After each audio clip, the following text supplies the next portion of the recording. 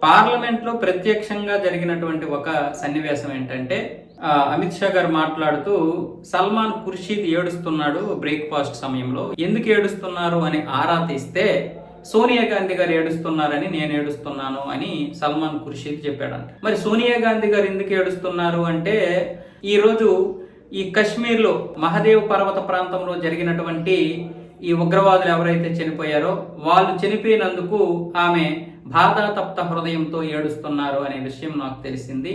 మరి వీళ్ళు విధానాలు ఏంటో మీరే చూడండి. పహల్గామి దాడి చేసినటువంటి ఉగ్రవాదులను చంపితే భారతదేశం మొత్తం కూడా గర్వించింది, ఆనందించింది. కానీ ఇక్కడ కాంగ్రెస్ వాళ్ళు మాత్రం నిరాశ చెందారు. సోనియా గాంధీ ఏకంగా ఏడుస్తోంది అంటూ పార్లమెంట్లో అమిత్ షా గారు చేసినటువంటి ప్రసంగం ఈరోజు బీజేపీ వాళ్ళకి మనకి నవ్వు తెప్పించవచ్చు, కానీ ఇది ఎంత ప్రమాదకరమైనటువంటి పరిస్థితి అనేది మీరు చూడాలి. सलमान खुर्शीद जी को भी याद करना चाहता हूँ.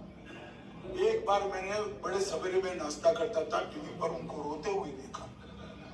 मुझे लगा क्या हुआ, कोई बड़ी घटना हो गई.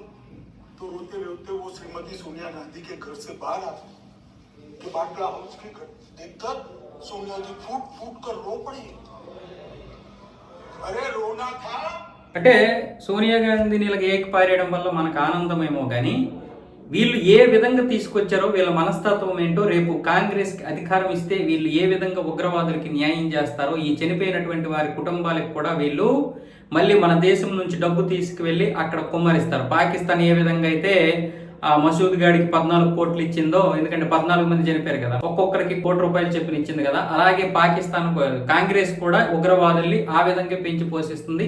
370 కూడా అమలు చేసే పరిస్థితులు వస్తాయి. మీరు ఆలోచించుకోండి. అంటే ఎంత దారుణమైనటువంటి మనస్తత్వాలు చూడండి మీరే. రాహుల్ గాంధీ కూడా ప్రశ్నిస్తున్నాడు, ఈ రోజు ఎందుకు ఆ ముగ్గురిని చంపారని. సోమవారం రోజు ఈ రోజే ఎందుకు చంపాలి అంటే ముహూర్తాలు చూసుకొని ఏమైనా చంపుతామా? నరేంద్ర మోదీ గారు అదే అన్నారు, సమయాలు ముహూర్తాలు చూసుకొని చంపుతామని. మీరు ఈ పార్లమెంట్ సమావేశాలు చూడండి టీవీలో, చూసిన తర్వాత వీళ్ళ యొక్క మనస్తత్వాలు, వీళ్ళ సిద్ధాంతాలు, భావజాలం ఏ విధంగా ఉందో చూడండి. గత 70 సంవత్సరాలుగా దేశాన్ని ఏ విధంగా సంకనాకించేశారో వీళ్ళ యొక్క మనస్తత్వాలు, వీళ్ళ యొక్క మాటలు వింటే మీకు అర్థమవుతుంది.